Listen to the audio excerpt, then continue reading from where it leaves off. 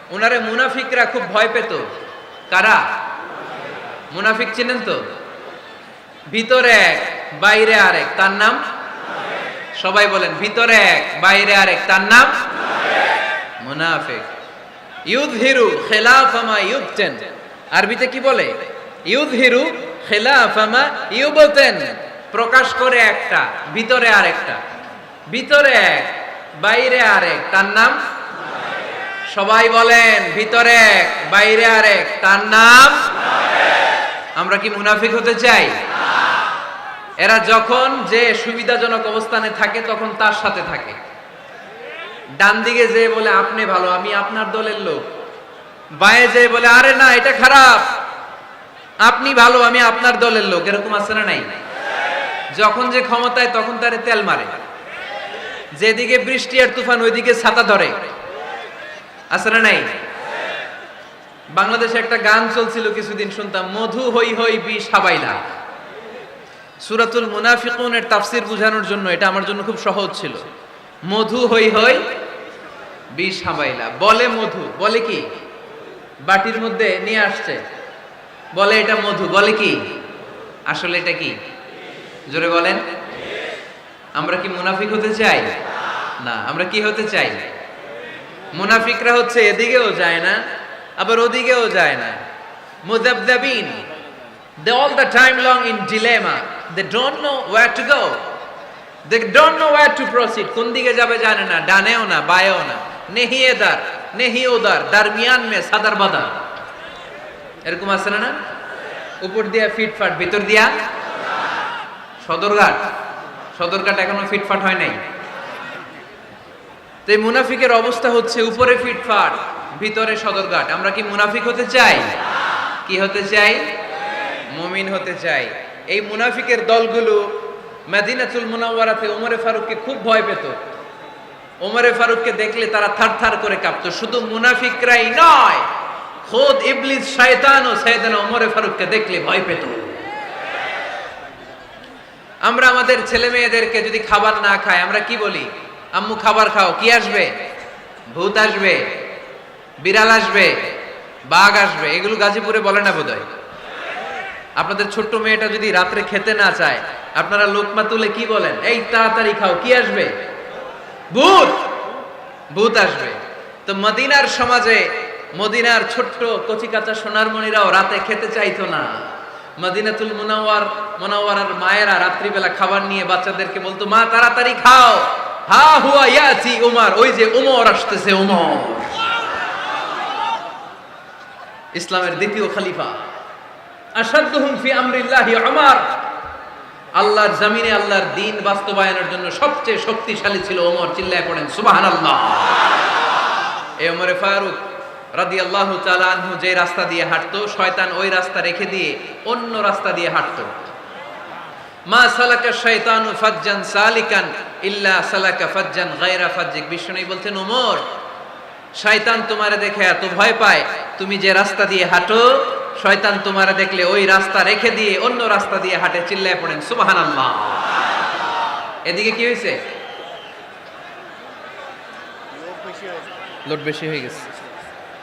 আল্লাহ নামের জিকির করবে যারা, আল্লাহর কাছে প্রিয় তারা। আল্লাহর কাছে প্রিয় যারা, জান্নাতে প্রবেশ করবে তারা। জোরে লা ইলাহা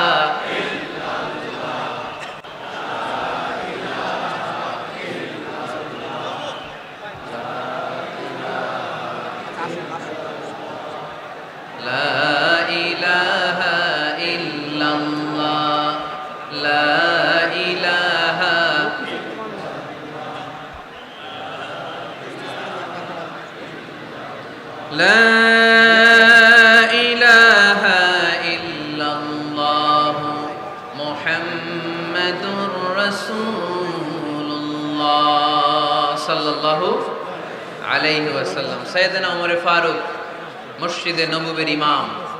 মসজিদে নববীর কি? ইমাম। আপনারা শুনতেছেন? এই ছেলেরা বসে যাও, বসে যাও, বসে যাও, বসে যাও। সাইয়েদনা ওমর ফারুক মসজিদে নববীর ইমাম। এদিকে তাকান, আমার দিকে তাকান, আমার দিকে তাকান। উনি প্রত্যেক নামাজের ইমামতি করতে আসতেন মসজিদে নববীতে। জোহরের নামাজে ইমামতি করলেন, ইমামতি করে দেখলেন নামাজ শেষ, সবাই বের হয়ে চলে যায়। এটাই ইসলামের নিয়ম, ঠিক কিনা? ফাইদা কুদিয়াতিস সালাতু ফান্তাশিরু ফিল আরদ ওয়াবতাগু মিন ফাদলিল্লাহ। নামাজের সময় খেয়ে ফেলাইছি, নামাজের সময়, কাজের সময়, নামাজের সময়, কাজের সময়। ফাইদা কুদিয়াতিস সালাহ, যখন নামাজ শেষ হয়, ফান্তাশিরু ফিল আরদ, জমিনে ছড়িয়ে পড়ো। এটা ইসলামের আইন। তার মানে আল্লাহ বুঝাতে চাইলেন নামাজের সময় মসজিদে চলে যাও। নামাজ যখন শেষ হয়ে যাবে, শিক্ষক চলে যাবে স্কুলে, কৃষক চলে যাবে ফসল খেতে, মেম্বার অফ দ্য পার্লামেন্ট চলে যাবে সংসদ ভবনে, ব্যবসায়ীরা চলে যাবে শপিং মলে, ঠিক কি না? কাজে চলে যাও। ওমরে ফারুক নামাজের ইমামতি করিয়ে নামাজ শেষ করলেন, সবাই চলে গেল। ইয়ামান দেশ থেকে আসা কিছু লোক গোল হয়ে বসে আছে, জিকির আজকার করে, ইবাদত করে। এরা যায় না। এরা কি করে না? যায় না। আসরের নামাজে সাইয়েদনা ওমরে ফারুক রাদিয়াল্লাহু তাআলা আনহু নামাজের ইমামতি করলেন। নামাজ শেষ, সবাই চলে যায়, এরা যায় না। মাগরিবের নামাজের পরেও এরা যায় না। এশার সালাতের পরেও এরা যায় না। এশার পরে উনি ধরলেন, মা বালুকুম মা খাতবুকুম, হোয়াটস রং উইথ ইউ ম্যান? তোমাদের কি সমস্যা? জোহর, আসর, মাগরিব, এশা প্রত্যেক সালাতের পরে সবাই যার যার কাজে চলে যায়, তোমরা যে যাও না? বাড়ি কই? বলি ইয়ামান। তো বসে থাকো কেন? কি করো? কই জিকির করি। কি করি? কি করি? জিকির আজকার করি, তাসবিহ তাহলিল করি, ইবাদত করি। তো তোমরা যে যাও না, তোমাদের খাবার দেয় কে? খাবারের ব্যবস্থা হয় কোত্থেকে? তারা বলল, আমাদের জিকির দেখে, আমাদের বুজুর্গি দেখে আশেপাশের লোকেরা পাতিল ভরে খাবার নিয়ে আসে, ওই খাবার আমরা খাই। নাহনু আল মুতাওয়াক্কিলুনা আলাল্লাহ, আমরা আল্লাহর উপর তাওয়াক্কুল করে এখানে বসে থাকি। উমরে ফারুক বললেন, সর্বনাশ, তোমরা যদি মুতাওয়াক্কিলুনা আলাল্লাহ হও তাহলে কেমনে হবে? তোমরা তো মুতাওয়াক্কিলুনা আলাল্লাহ নাও, তোমরা হচ্ছে আল মুতাওয়াক্কিলুন বা'দুকুম আলা বা'দ, আল্লাহর উপর তাওয়াক্কুলকারী নয়। তোমরা যারা পাতিলের মধ্যে করে খাবার নিয়ে আসে তাদের উপর তাওয়াক্কুল করে বসে আছে, ঠিক কি না? তোমাদের জিকিরও চলে, আবার মাথায় টেনশনও চলে, পাতিল কি ছোট আসবে না বড় আসবে, খাবারে আমার ভাগেরটা থাকবে কি থাকবে না, টেনশন আছে না নাই? কারণ অন্যের উপর নির্ভরশীল, নিজেরা রান্না করে নাই, নিজে তো বাজার করে নাই, নিজের তো অ্যারেঞ্জমেন্ট বলতে কিছু নাই, আরেকজন যা দিয়ে যাবে ওইটা খাবে। ওমরে ফারুক বুঝালেন, আরে বোকা, এটারে তাওয়াক্কুল বলে না। তোমার সাধ্যে যতটুকু আছে তার সবটুকুন করার পরে তুমি তাওয়াক্কুল করবে একজনের উপর, তিনি কে? এক সাহাবী বললেন, ইয়া রাসূলুল্লাহ, ইয়া হাবিবাল্লাহ সাল্লাল্লাহু আলাইহি ওয়াসাল্লাম, আমি অনেক দূর থেকে সফর করে এসেছি, এই যে আমার ওটের রশিটা, এটা ছেড়ে দিয়ে যদি আমি ঘুমিয়ে যাই, আল্লাহর উপর তাওয়াক্কুল করি, আমার ওটটা বসে থাকবে নাকি? বিষ্ণু বললেন, না, এটারে তাওয়াক্কুল বলে না। ওটের রশি রেখে দিয়ে ঘুমাইলে তোমার ওট দৌড় দিবে। এ আকিলহা সুম্মা তাওয়াক্কাল আলাল্লাহ, ওটের রশিটা আগে দড়ি দিয়ে ভালো করে গাছের সাথে বাঁধো, তারপরে তাওয়াক্কুল করবে একজনের উপর, তিনি কে? আগে বাঁধতে হবে, তারপরে তাওয়াক্কুল, আগে কাজ করতে হবে, তারপরে তাওয়াক্কুল।